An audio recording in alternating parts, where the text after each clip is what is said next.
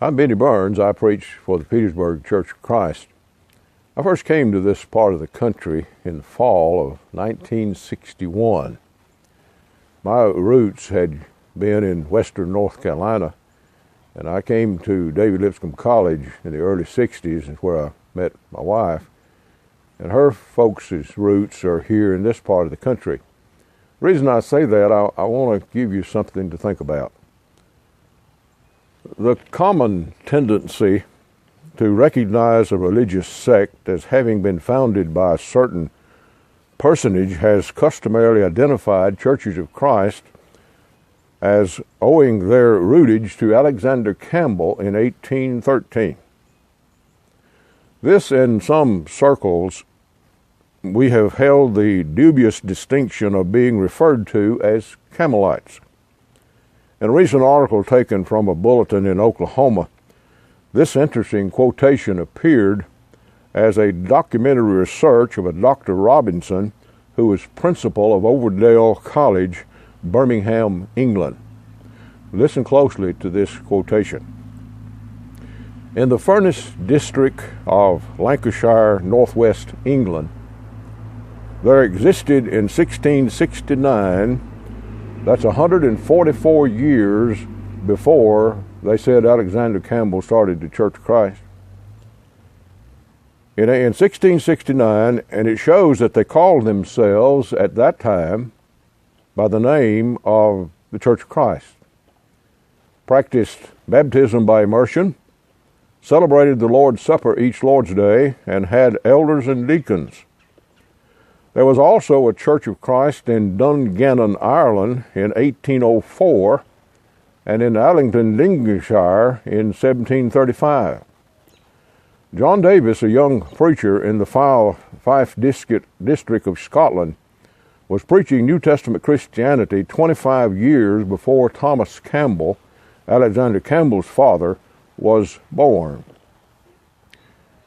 The Church of Christ was not established by Alexander Campbell.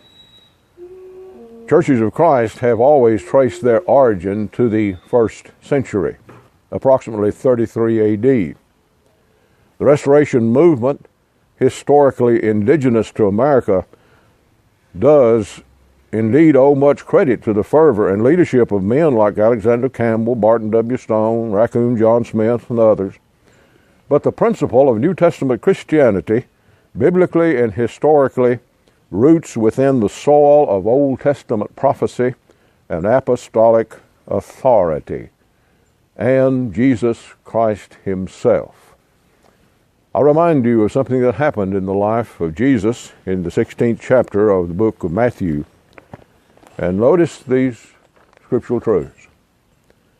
When Jesus came into the coast of Caesarea Philippi, he asked his disciples, saying, "Who do men say that I, the Son of Man, am?"